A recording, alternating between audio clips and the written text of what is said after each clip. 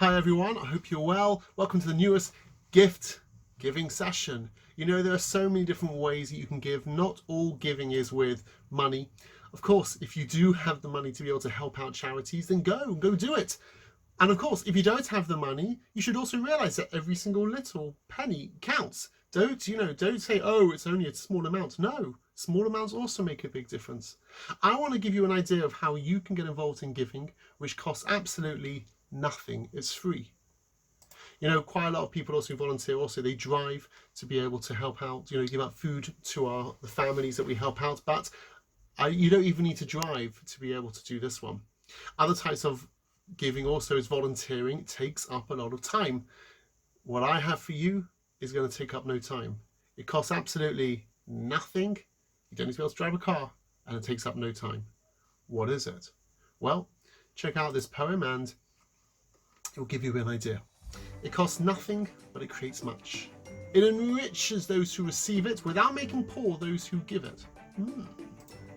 It happens in a flash, and the memory of it lasts forever. No one is so rich that they can get along without it, and no one so poor that they can't give it. It creates happiness in a home, creates goodwill in a business, and is the sign of friends. It is sunshine to the sad and nature's best cure for trouble.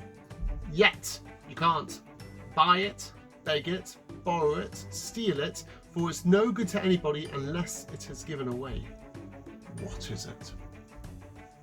And the answer is, it's a smile. To be able to give a smile. And this talk is going to be about giving a smile and how just with a mere smile, the power of it, and how you really can actually be able to do great ways of giving without any costs, without any time, but just with a smile. You know that there are two tablets. They're the laws between man and God, and the laws between man and man. So I don't want to deal with the laws of man and God at the moment, but I want to look at just at the laws of man and man. All the mitzvot can be divided into either between man and God, okay, for example, the laws of kosher, Shabbat, or how you're meant to behave with other people. And there was a rabbi who died actually quite recently. His name was Rav Wolber. And Rav Wolber wrote that actually, if you want to summarize the whole of Ben Adam Lachavero, those are the mitzvot between interpersonal relationships between people. You want to summarize the whole of it? You can do it in quite a simple way. The goal is to bring light into the lives of other people. When you actually make other people feel great, to bring light and make other people feel, I'm so happy that you're here. You give me sunshine. That can really summarize the whole Ben Adam Lachavero, the laws between man and other people, interpersonal relationships. First thing I want to be able to look at in the talk is stage number 1. Does it really matter? I mean, come on, it's a smile, for goodness sake. I mean, you're doing a whole presentation about smiling? Come on. Surely there are more important things. Well, I want to now start off with telling you how important it is. To begin with, Rabbi Yochanan says in the Gemara, it's better to give a smile to your friend than to give milk to drink. When it comes to babies, it's very important to be able to give milk, but even more important than that is to give a smile. Now, why should that be? We'll see. Another source as well, Shammai says, greet every person with a smile. Now, what's interesting here is that it's Shammai who said that. Now, what do we know about Shammai? Well, once upon a time, there was a person who said, teach me the whole of Torah while I'm standing on one leg. And he went to Shammai, and Shammai said, get out of here! A chutzpah! You want me to teach you the whole Torah standing on one leg? No, get out of here! So he went to Hillel, and then Hillel said, sure, I'll teach it to you. You know what? Don't do that to others what you don't want done to yourself. The rest is just mere explanation, it's just mere commentary. Go and learn it afterwards.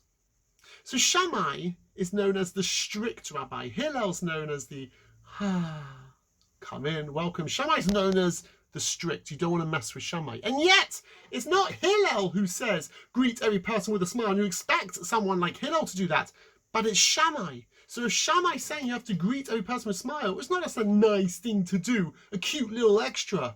We need to do that. Even Shammai, the strict person, Shammai says it's important, necessary to greet every single person with a smile. So we don't knock it. It's really important to make sure that we have smiles. Now move on to stage 2. But why? Why is it important to give a smile?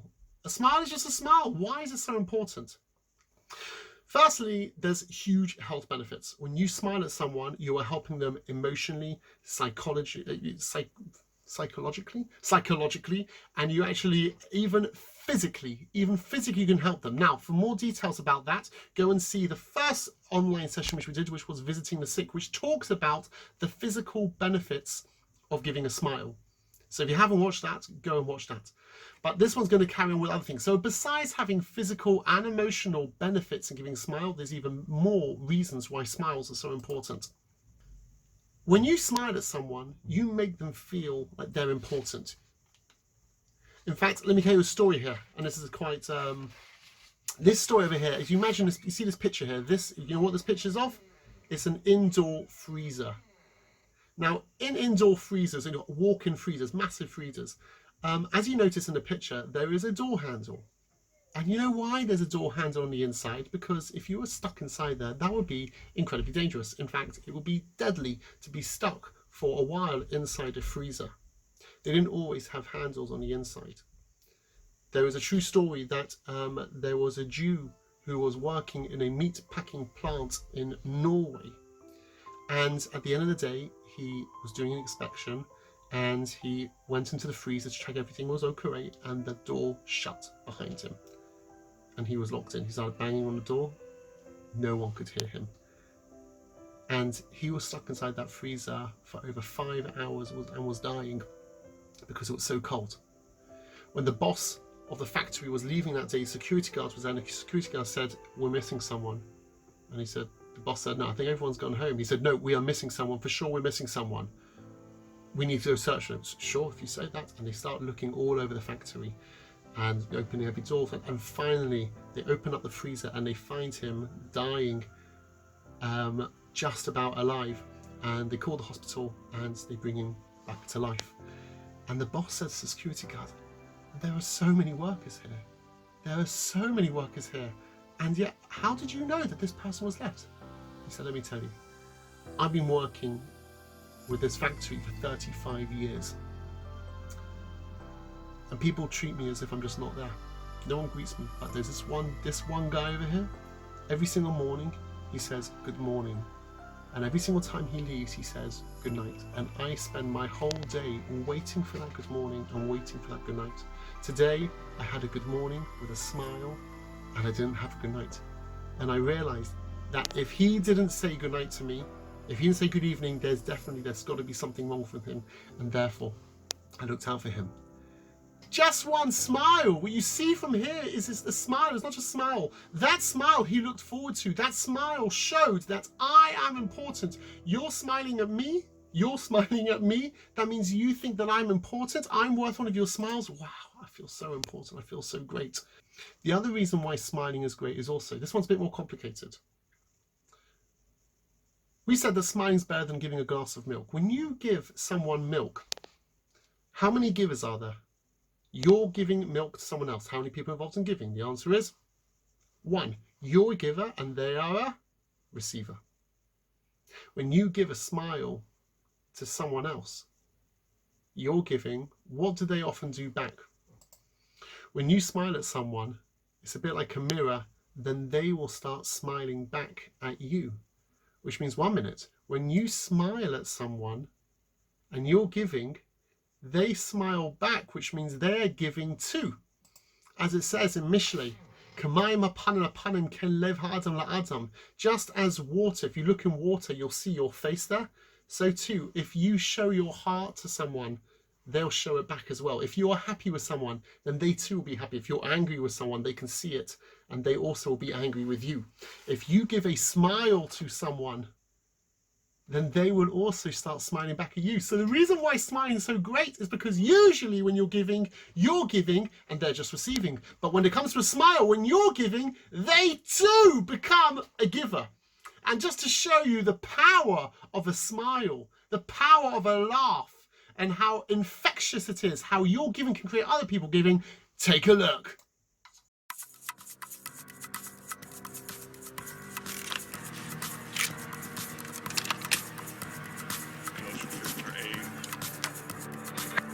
Stand by.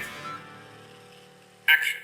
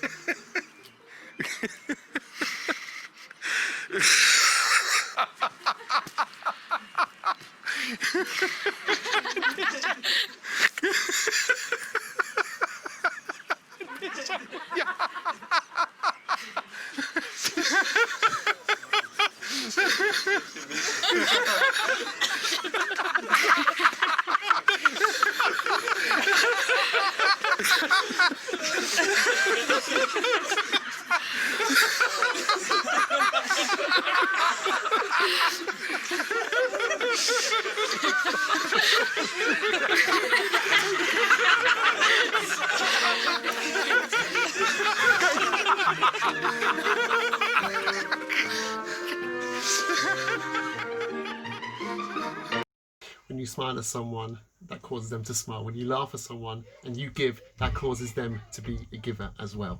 And that's why it's so powerful, to be able to create more people to come givers. They did a study actually, just to show how infectious smiling is. And this, let me have a look, was research done in Sweden by doctors Ursula Hess and Sylvia Belleri.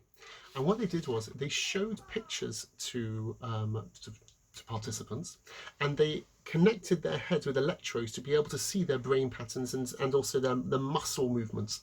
And what they found is that when someone is exposed to a happy face, then without them even realizing, subconsciously that moves the zygomatic major muscle, which is the muscle used for smiling. Just by seeing a smiley face, that automatically, subconsciously makes you start smiling.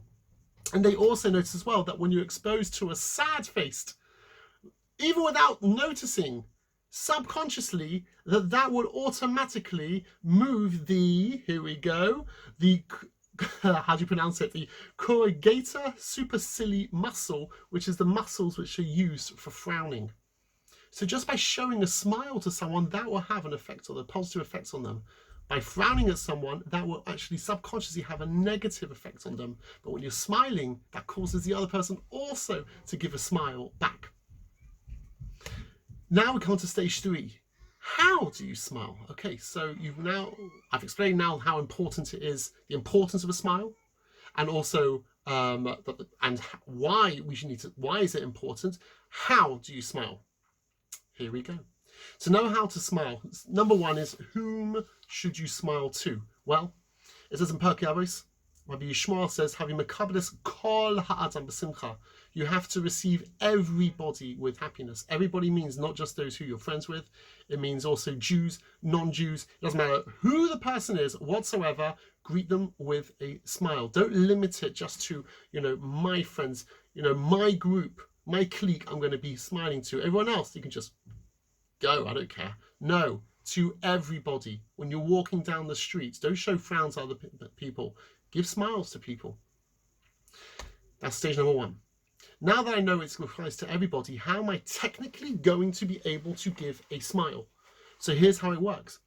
Shammai says, "Having mekabeles kol adam b'seva panim yafos," which is going to translate as with a smile, but there's more detail. Seva panim yafos. I want to look at those 3 words, and those 3 words teaches me how to really give a proper smile. Here we go. B'seva means stage number 1. You need to turn towards the person. Imagine you're saying hello to me. Say hello. And I now say hi back. Hi, how are you? No, face the person. B'seva, turn towards a person. Next one is panim, face. What does that mean? Okay, I'm going to get it right now. You're going to say hi to me. I'm going to say hi back. Ready? Say hi to me. Hi, how you doing? Yeah, you're all right. Yeah? What? Oh, why is it that people don't don't give their face? Because they're looking at their mobile phone. Even in those days, they said face. Faces means you have to face the person. Don't look down. Don't look for some reason at your hand and you're flicking. I don't know why people always flick their hands. Like, what's all this about? Their hands are like, need a bit of an itch or something.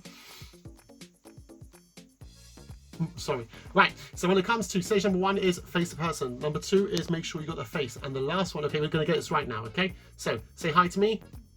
Here we go. Hi.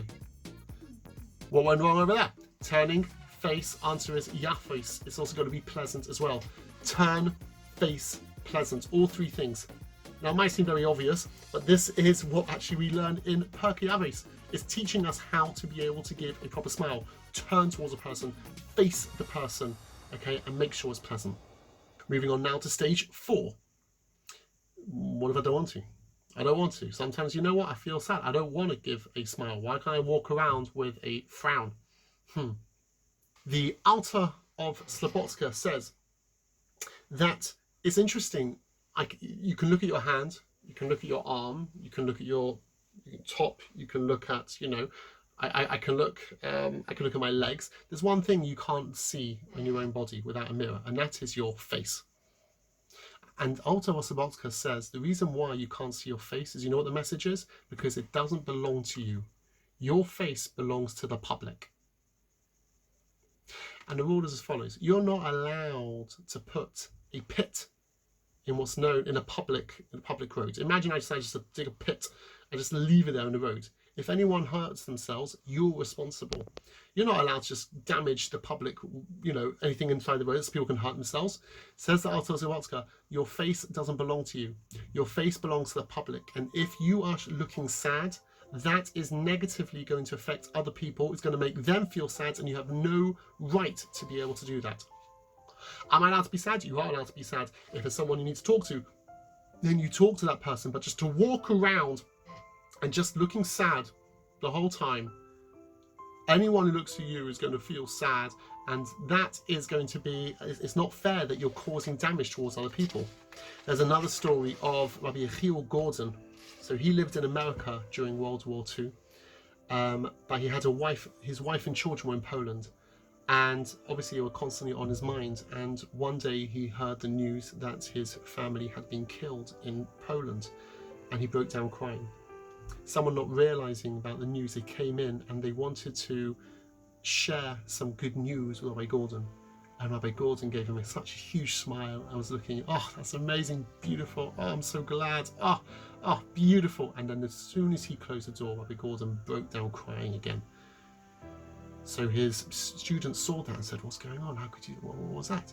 He said, what's in my heart is to do with me, but what's on my face affects other people. And therefore, we can't just walk around with a sad face because it affects people, and we're putting a pothole in the public, and you can't do that. We have to walk around with a smile. Again, if we're sad, talk to someone, deal with it, but don't just walk around sad face, because it's not fair on other people. What happens if I can't be happy? How can I make myself happy? There was an incredible experiment done in 1988 by someone called Fritz Strack. And he asked people to come in for an experiment. He told them that we're dealing with people who don't have any arms. And it's not easy to be able to live life. You take things for granted. For example, you hold a pen, you just have it inside your hand, and you just hold the pen. But what do people do who can't use their hands? Where should they put their pen? Should we put them over here? Should we? I don't know how we're going to do it. So can you help us try to work out, and we can advise people who don't have arms how to be able to deal with, just deal with life? So he said to some people, so we got some people, and he said to them, can you please put your pen between your nose and your mouth? Maybe you want to get a pen right now. Go and get a pen, pause the video. Welcome back. So put the pen over here and balance it, and let's see about if you can go through your life, okay, just for a while. Oh, this beard is really hard over here.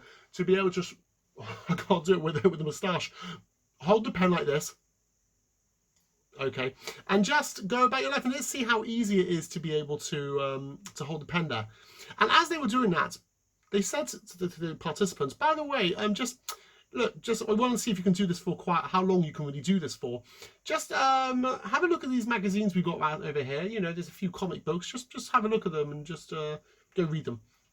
Okay, and then they got another group. This other group, they said, you know what? The same thing. We're trying to help people who don't have any hands, and maybe you can put the pen like this, and now just go about your day, Okay, or for the next hour with a pen behind over here, and we want to see how simple it is. We're trying our message. This one trying this message over here. Please just take a seat. Oh, by the way, we got some magazines, and go read some magazines.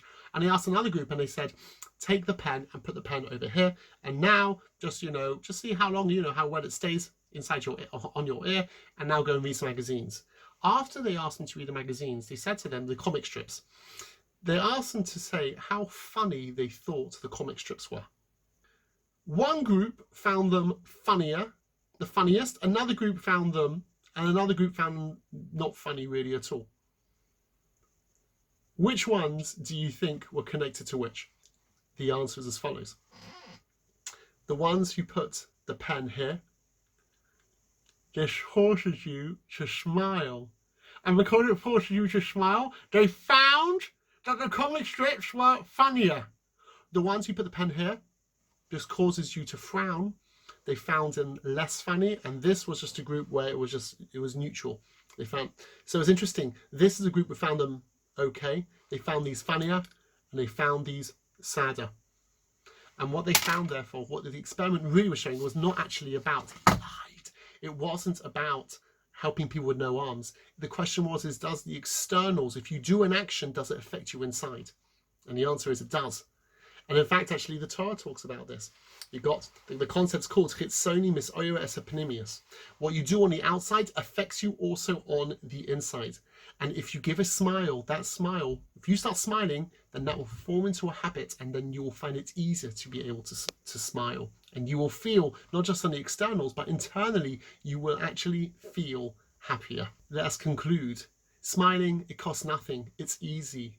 And it's so powerful, and the ripple effects of the smiles, you smile, you make one person happy, that makes someone else happy, someone else. It's cheap. It costs nothing. It takes up no time. And if you do that, you can really affect other people in such a positive way. Be great. Be a giver. Be a smiler. And we'll see you in the next presentation.